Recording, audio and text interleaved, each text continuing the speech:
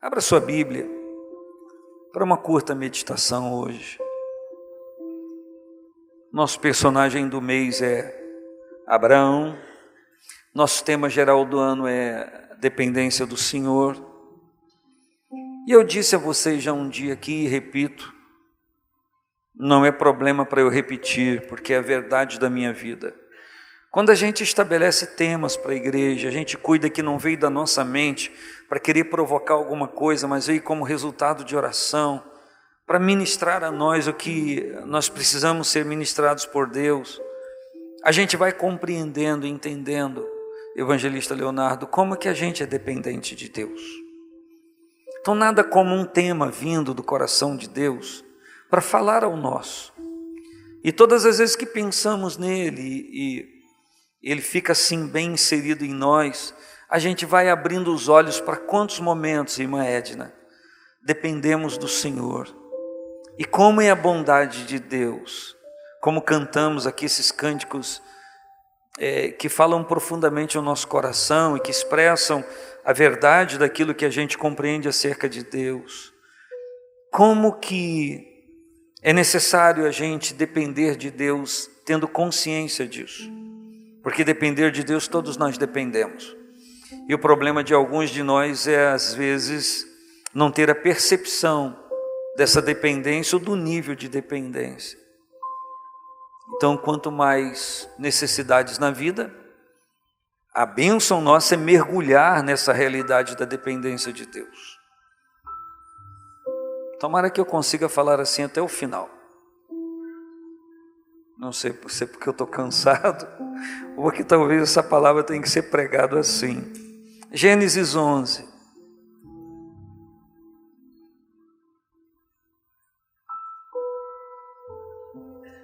A partir do versículo 26. Eu quero ler em Gênesis 11 e entrar em Gênesis 12, para que a gente tenha uma compreensão um pouco melhor. Eu disse Gênesis 11 a partir do versículo 26.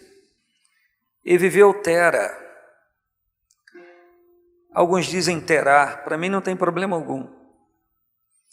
Viveu Tera 70 anos e gerou a Abrão, a Naor e a Harã. Então o texto está dizendo que ele gerou 3 filhos. E estas são as gerações de Tera. Tera gerou a Abrão, a Naor e a Harã. E Harã gerou Ló.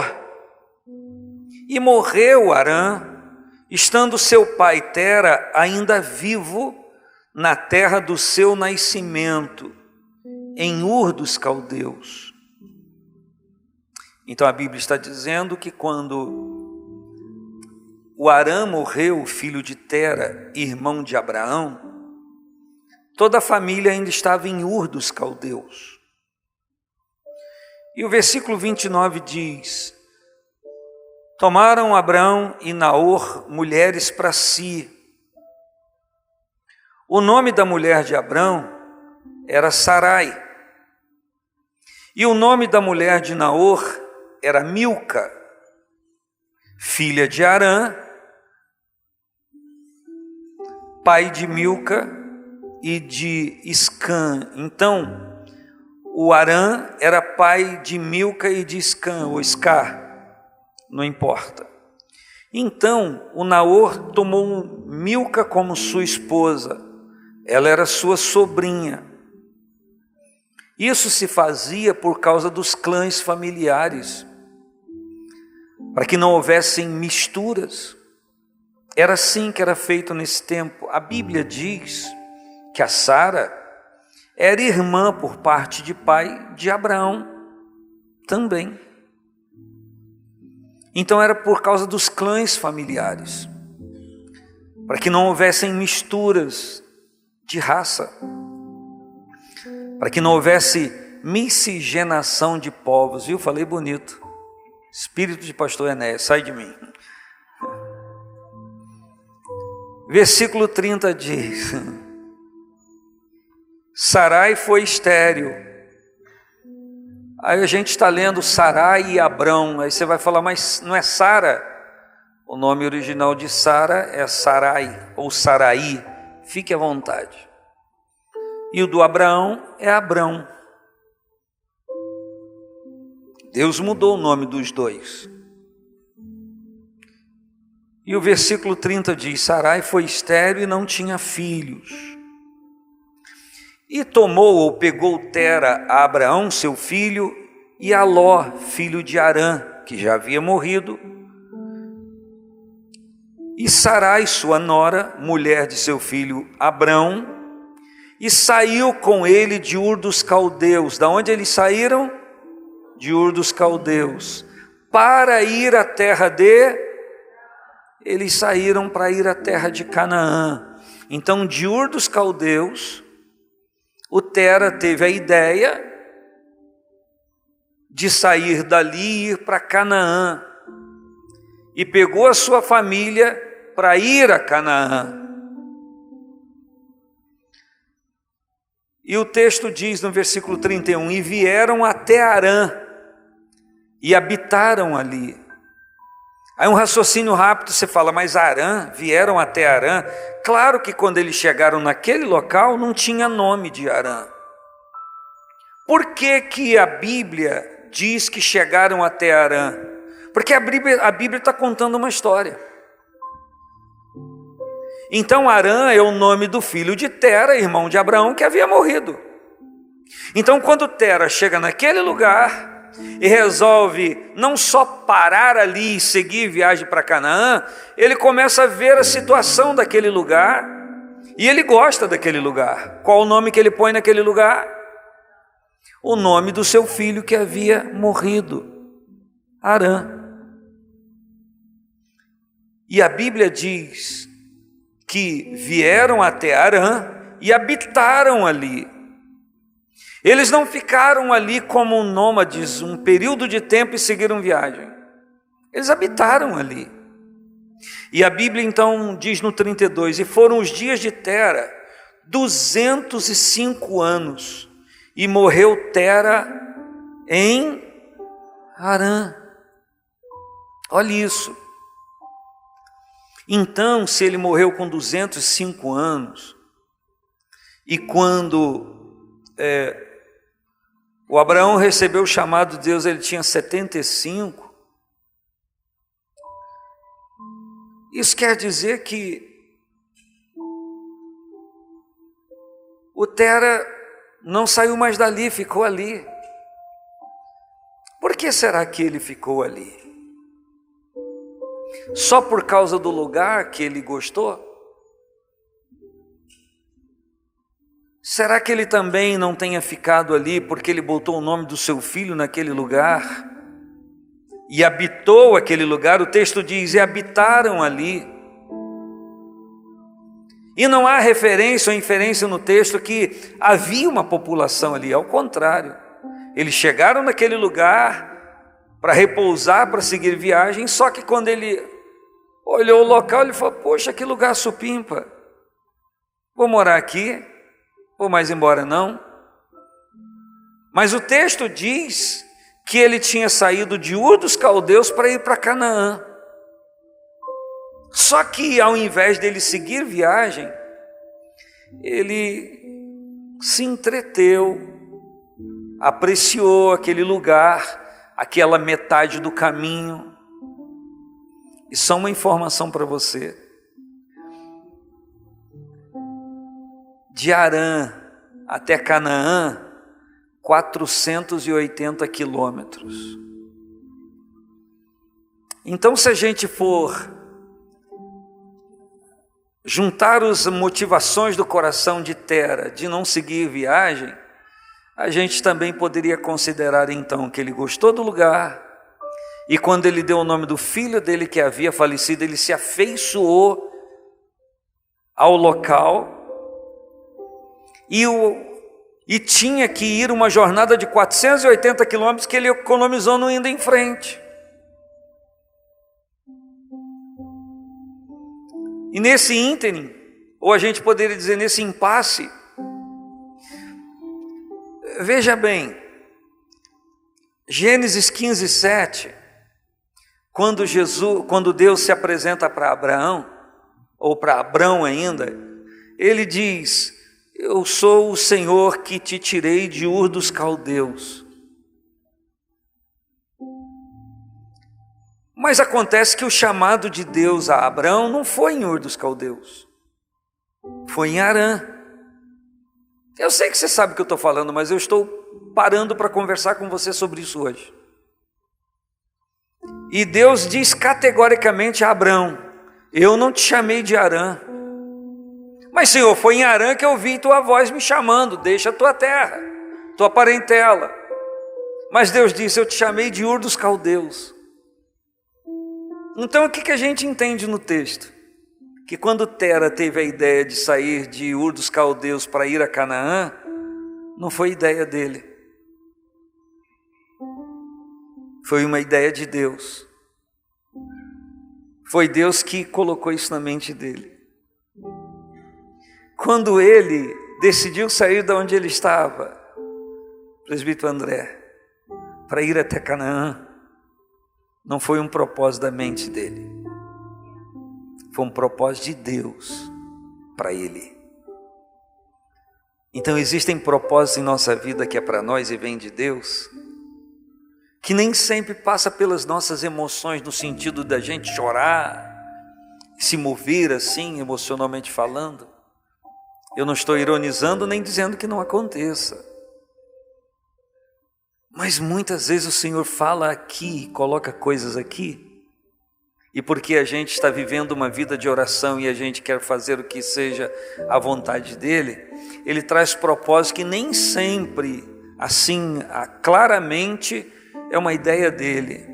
Mas daqui a pouco a gente vai compreender, por alguns momentos e episódios outros, que quem operou aquilo lá naquele momento já era Deus operando na nossa vida, já era Deus tomando conta de nós. Talvez isso explique o testemunho de alguns irmãos dizendo assim: eu me encontrei com o Senhor Jesus e recebi e declarei o seu senhorio sobre a minha vida e o confessei como seu Salvador e Senhor quando eu tinha X anos, mas antes de eu fazer isso, aconteceu isso, e depois eu compreendi que mesmo sem eu ter uma compreensão exata de quem era Jesus na minha vida, Ele já estava me chamando, Ele já estava batendo a porta do meu coração, aquilo já era obra dEle. Por quê, irmãos?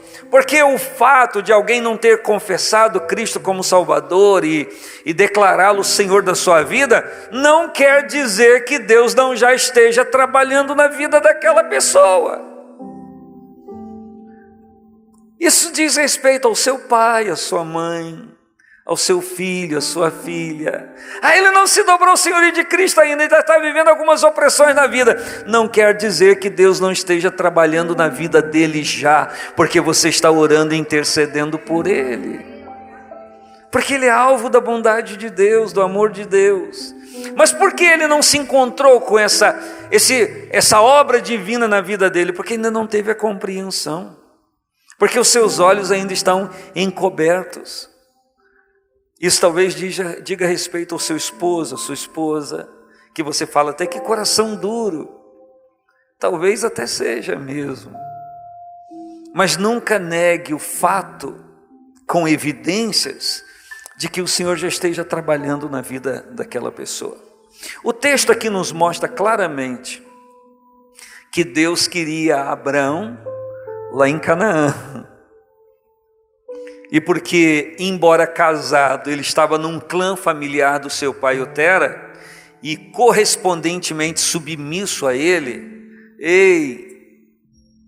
as pessoas casadas daquela época que viviam nos clãs familiares, eram submissos aos pais, ouviam a ordem dos pais, consagravam os filhos que nasciam, levavam para o pai abençoar.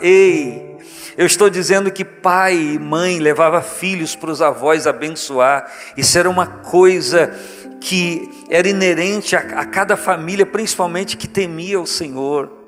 Havia esse relacionamento, havia essa dedicação. E por que Abraão estava submisso ao seu pai? Por conta do clã familiar. E como Deus viu que o Tera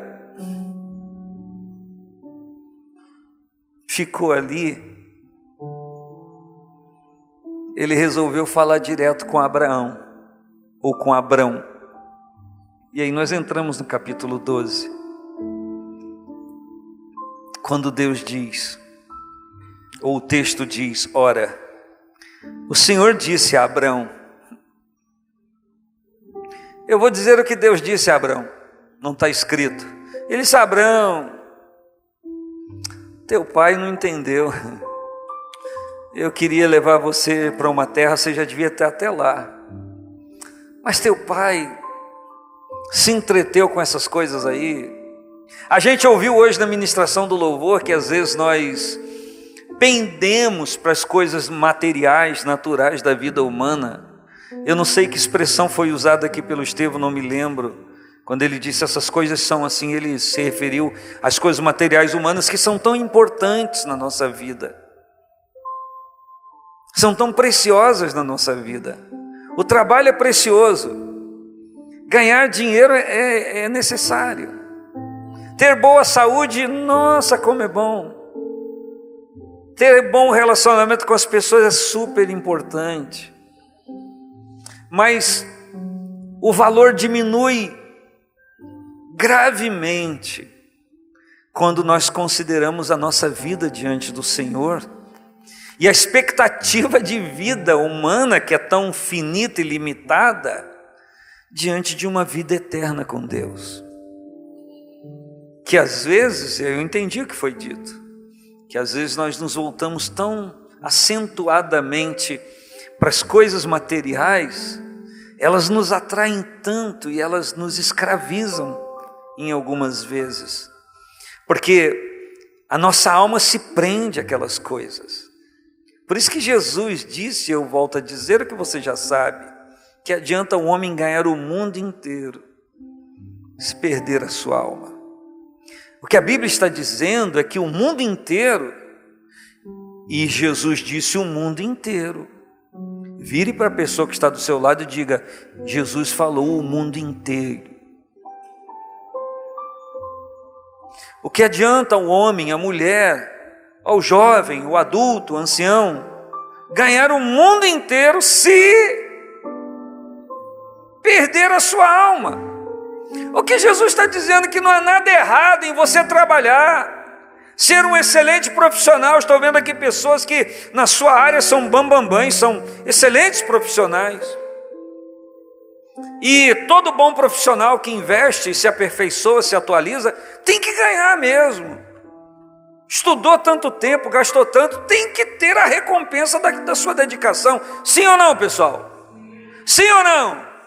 Claro que tem que ter. Mas toda sorte no sentido de retorno, de bênção, de êxito na vida, tem que ser colocado no seu devido lugar. Assim como eu que sou bobo, gosto e quero ter um casamento muito abençoado, uma família muito abençoada, ser próspero naquilo que Deus julgar que não é uma questão nem de merecimento, mas que Ele decidiu abençoar, enfim. Eu quero. Quem não quer? Até você quer. Não, eu prefiro levar uma vida miserável, sabe?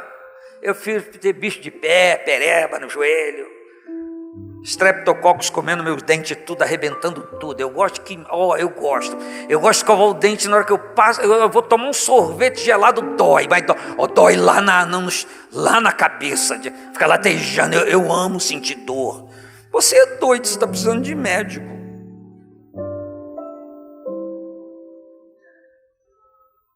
Você gosta de ser abençoado.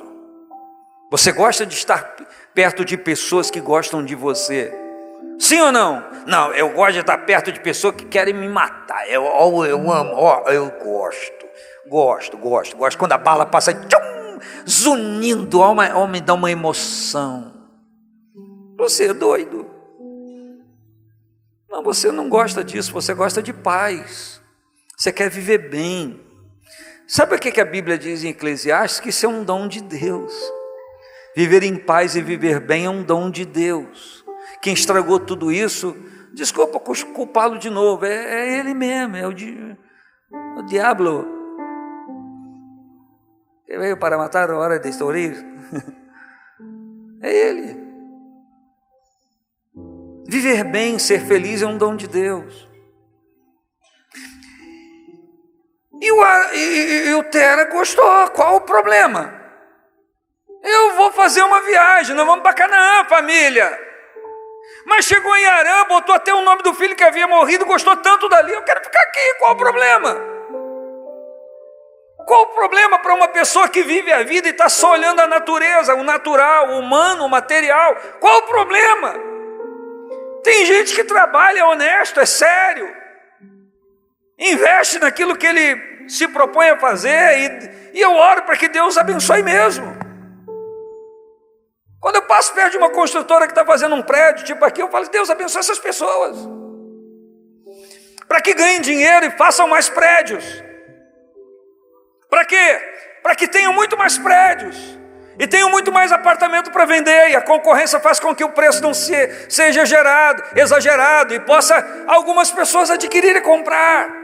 Agora, Senhor, que vendam pelo preço de custo e se arrebentem. Não, aí é tolice. Eu estou orando contra mim, contra você.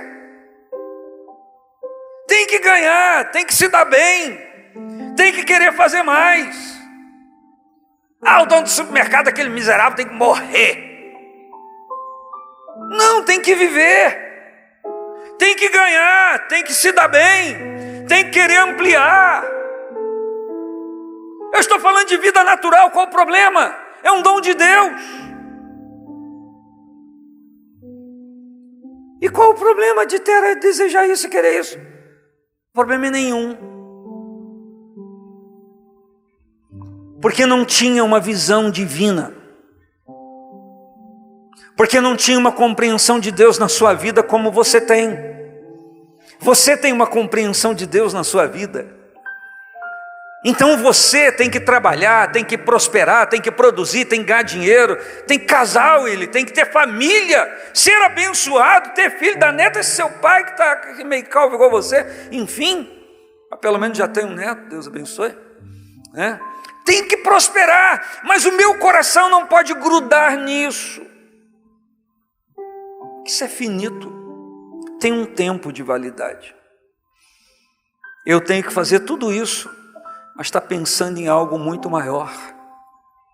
Senão isso me rouba de Deus.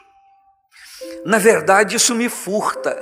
Sabe quanto o êxito humano furta os êxitos espirituais, e na balança de medir essas coisas a gente fica no prejuízo? A gente pensa que está ganhando, mas está levando um baita prejuízo. Nossa, eu estou prosperando, é comigo mesmo. E aí a cara se regala quando alguém fala, ó que carro, ó que casa, ó que família, isso é tudo legal. Mas quando a gente deixa isso entrar no coração, isso nos rouba a vontade de se relacionar com Deus e de pensar na vida eterna. Isso é um grande prejuízo. Então viver e ser abençoado, então Deus seria o culpado. Se é Deus que projetou isso para nós, o problema todo é confundir as coisas. Você casou com esposa bonita, hein? Ué, você queria que ela fosse o quê? Uma bruxa? O que ela faz para você comer? Perna de aranha com perna de sapo. Não é? Será que a gente, por amar a eternidade, amar a salvação, não pode se alegrar e ter contentamento e também prazer de uma certa medida naquilo que Deus tem nos dado? O que você acha, igreja? O que você acha, irmão? Vira para o seu irmão que está ao seu lado, do seu marido, e pergunta aí para o lindo aí, que eu não vejo nada de lindo. Pergunta aí, o que você acha? Pergunta. Pergunta aí para o seu marido aí, o que você acha? Se ele não achar que não tem valor, deixa o dente cair, deixa apodrecer, e olha para ele assim, faltando.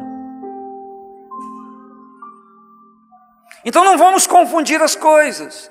Qual o erro de Tera? Nenhum. Deixa o homem ser feliz. Ele não se envolveu com Deus.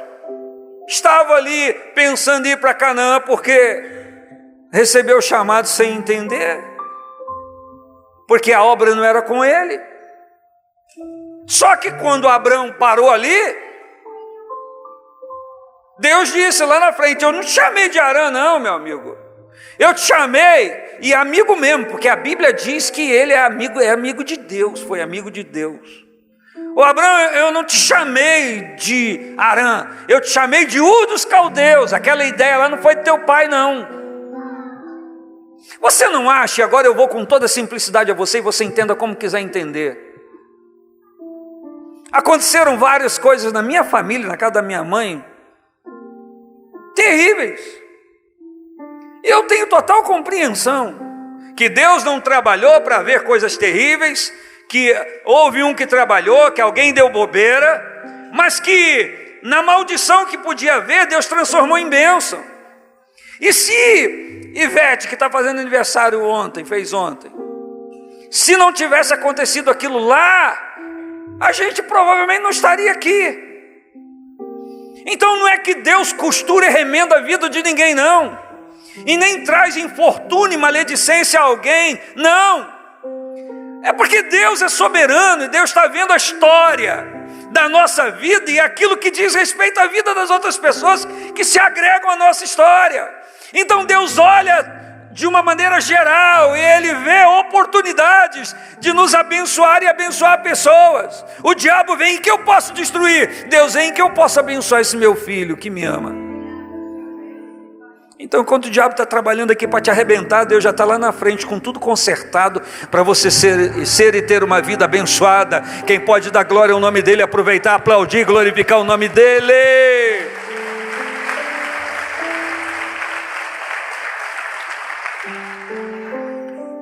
Então, voltando ao que Deus falou para Abraão, que não está escrito aqui, irmã Sandra: meu filho, teu pai se encantou com aranha. E eu estou vendo que você gostou também um pouquinho, não gostou? Gostei, estou aqui com o papai, tão bom.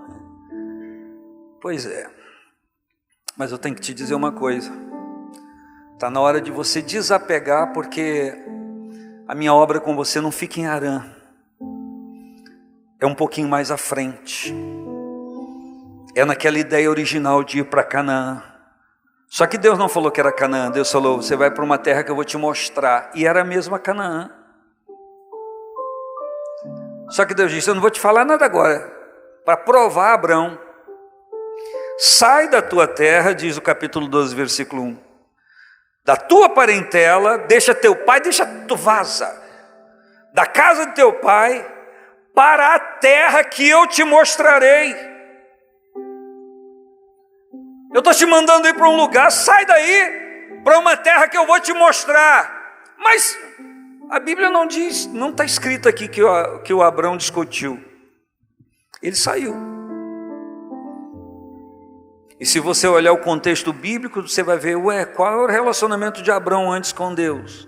Em que momento Deus falou com ele? Não tem nada escrito aqui, eu não vou aqui imaginar. Imaginar eu posso, mas não vou falar. O que é isso? Quando ele ouviu a voz de Deus, entendeu que era a voz de Deus por conta daquilo que ele viveu naquele momento, da fala de Deus, ele obedeceu. E quantos de nós está careca e cansado de ouvir a voz de Deus em alguma coisa que até a hora clama ao Senhor, mas a fala de Deus é tão inédita, o encaminhamento de Deus, a solução que a gente precisa é tão na contramão daquilo que a gente imaginava, é tão discrepante em relação àquilo que a gente esperava, que a gente nem acredita que é Deus, é minha mente, eu estou maluco, eu estou doido. E no racional talvez seja isso.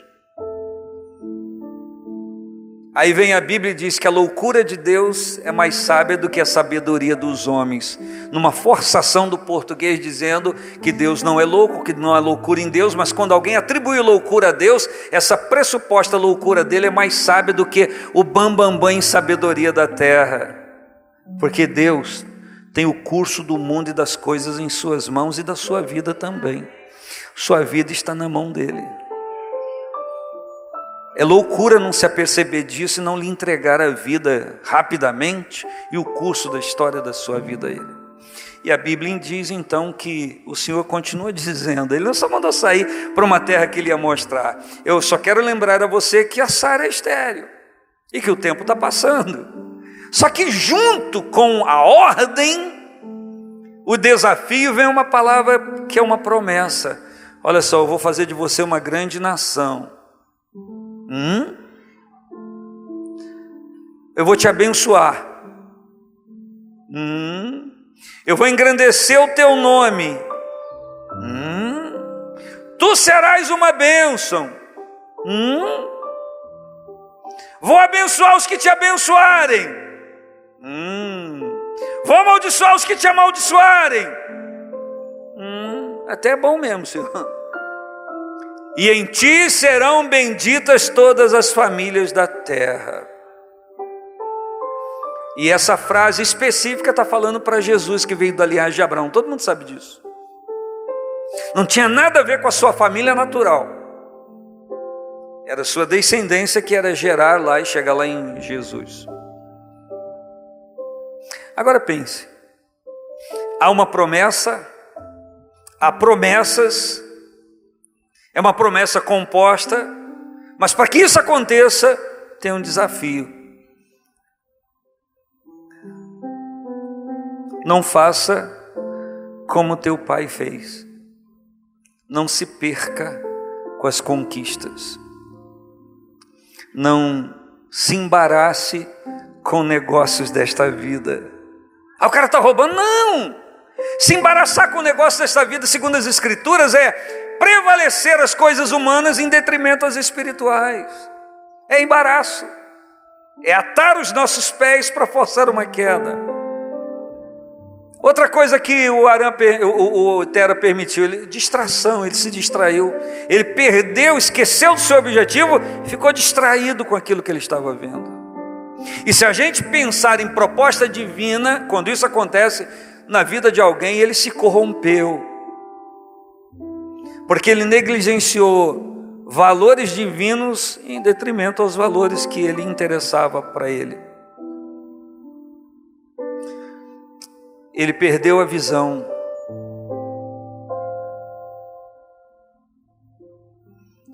E uma outra coisa, ele morreu no meio do caminho. Deus não te chamou para morrer no meio do caminho. Deus não te chamou para morrer no meio do caminho. Se você está em Deus, Ele não te deixa no meio do caminho. Receba essa palavra, eu vou repeti-la. Se você está em Deus, você não vai perecer no meio do caminho.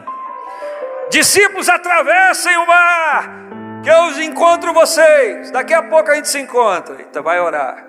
Está os discípulos no meio do mar, no meio do caminho, remando para não morrer, desfalecendo. Ele andando sobre as ondas.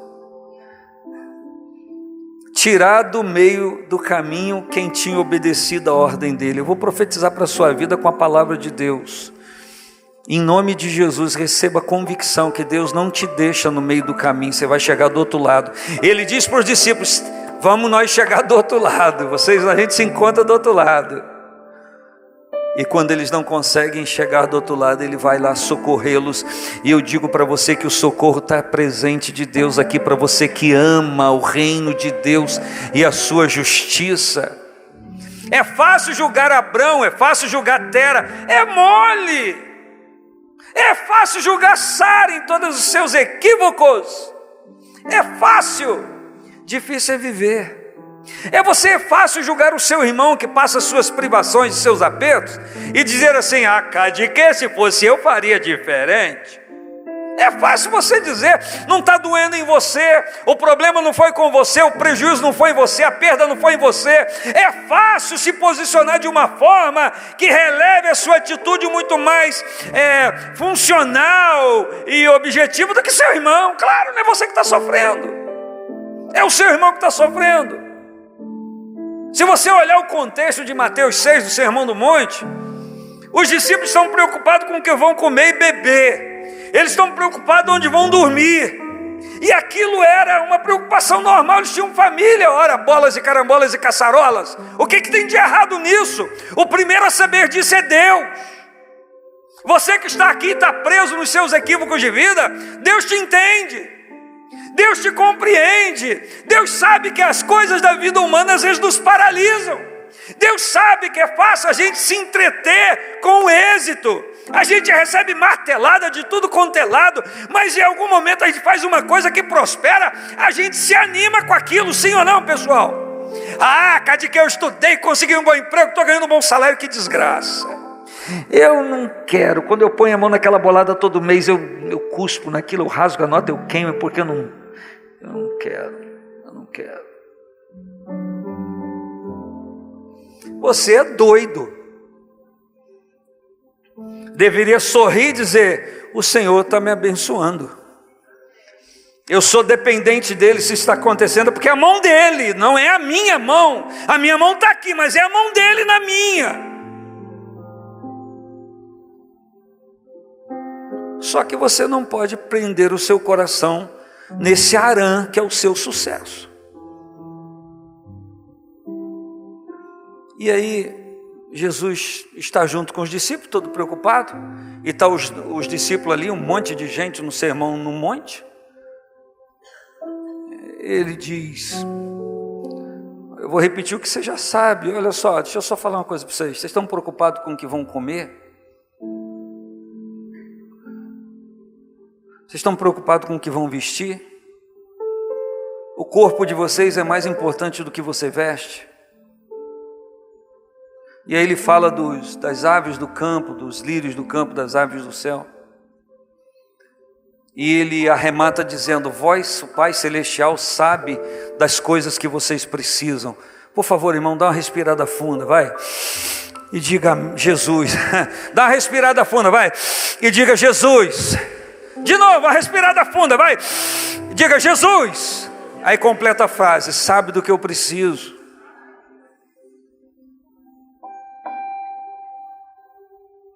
E ele disse: mas buscai primeiro o reino de Deus e a sua justiça, e todas essas coisas vos serão acrescentadas.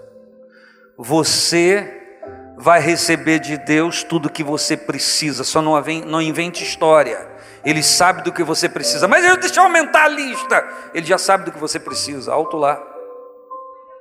Aí ele diz: busque primeiro o reino de Deus e a sua justiça, e todas essas coisas vos serão acrescentadas. Você sabe qual é o sinalizador, ou um dos sinalizadores que nós estamos buscando o reino de Deus e a sua justiça, mesmo com necessidades? É quando as coisas e os valores eternos de Deus e as coisas do Senhor ocupam mais a nossa mente do que aquilo de humano que a gente precisa resolver.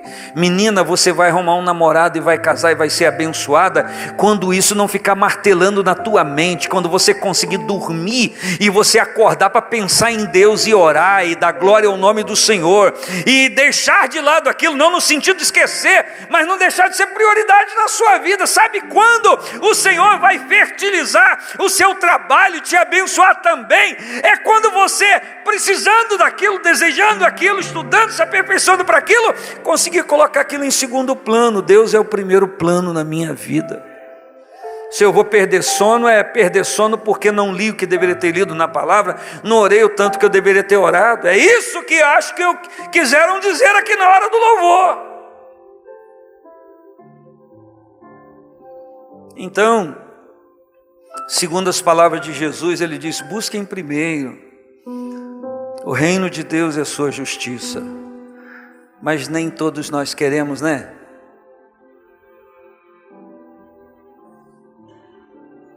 Nem todos nós queremos isso. Jesus não está dizendo que você não deva ir trabalhar para pegar o salário daquela semana, daquele mês, para cobrir o que você precisa. Ele está dizendo, vai trabalhar glorificando a mim, vai trabalhar louvando a mim, vai trabalhar priorizando a mim, e você vai voltar com os seus feixes, você vai voltar com aquilo que você precisa, porque o Pai Celestial sabe do que você precisa.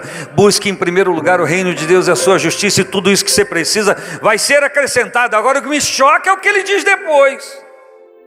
Capítulo 6 de Mateus, versículo 34, ele diz, basta a cada dia o seu mal.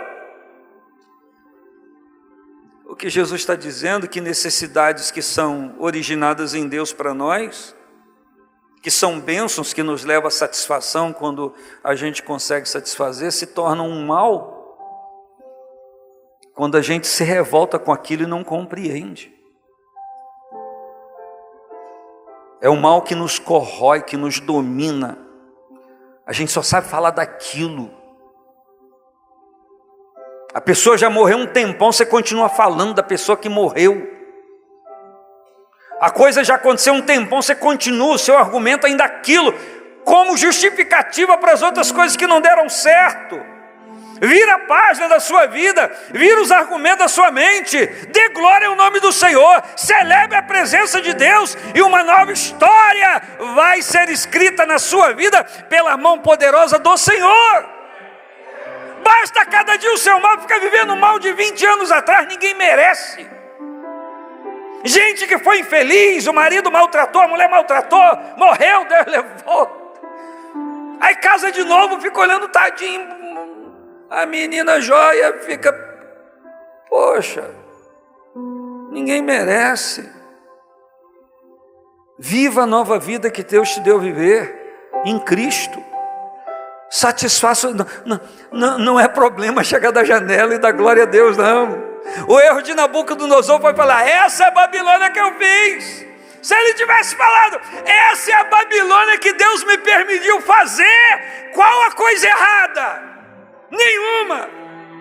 Mas ele disse, foi eu que fiz, idiota.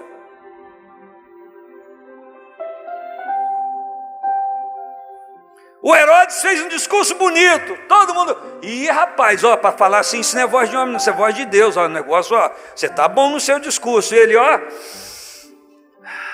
é verdade, vocês perceberam, foi comido de bicho, porque diz a Bíblia, não deu glória a Deus. Não tinha problema nenhum ele fazer um discurso bonito para os seus súditos, mas ele dizer, bendito seja o Deus dos céus que me inspirou a falar dessa forma.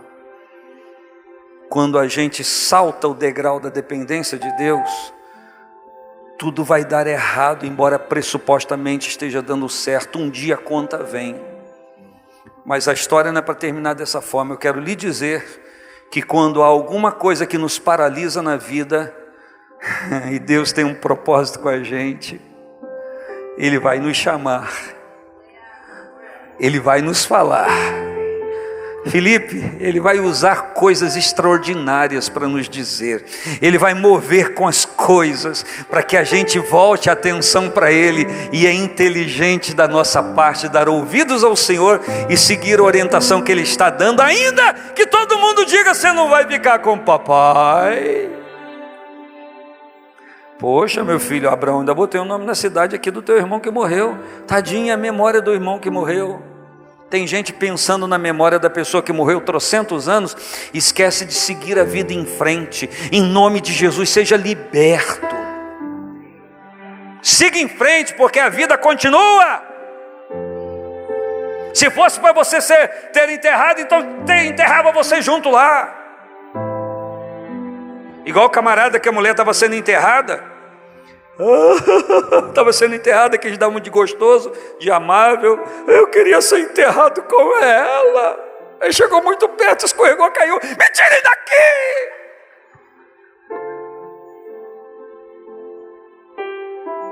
Você não quer ser enterrado com as suas derrotas e perdas. Você quer prevalecer, você quer triunfar, dê glória ao nome do Senhor, se erga, vença pelo poder de Deus, que maior é o Senhor na tua vida. Mas não se esqueça, o projeto dele com você não para aqui, é para você ir mais além, é no céu, é junto dele, é para honrar o nome dele. Quem concorda, fica de pé em nome do Senhor Jesus. Eita, glória a Deus. Vamos orar e vamos agradecer ao Senhor em nome de Jesus.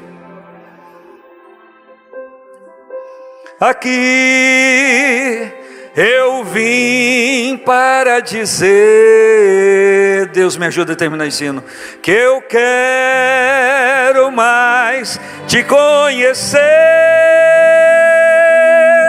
A minha alma tem sede de ti. Diga: ó Espírito Santo, estou aqui com o pessoal do louvor para me ajudar a cantar. Aqui eu vim para dizer que eu quero mais te conhecer. A minha alma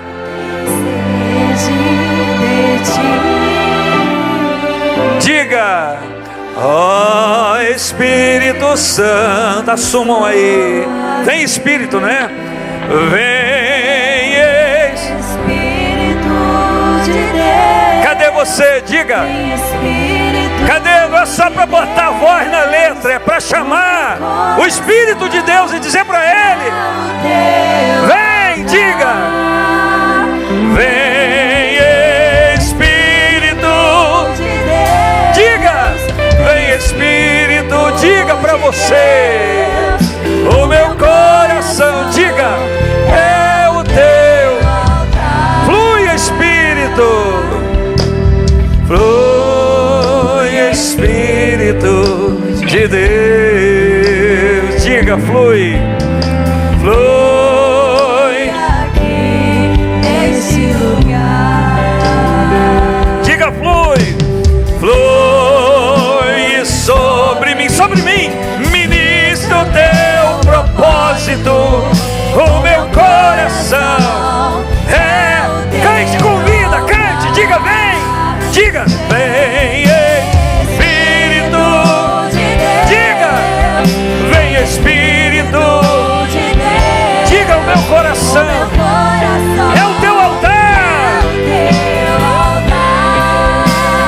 Vem Espírito de Deus. Diga, vem Espírito de Deus.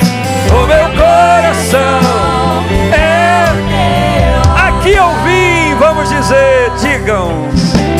Aqui eu vim para dizer. Porque isso aqui é culto. Eu vim para dizer isso para ele. Eu quero. Aleluia! Conhecer. Quando o Senhor se dá a conhecer, a minha alma tem sede de ti. Diga, ó Espírito Santo. Diga, estou aqui. Vem, diga, vem. Vem Espírito de Deus. Diga, vem. Vem Espírito de Deus. Diga, o meu coração. O meu coração é o teu altar.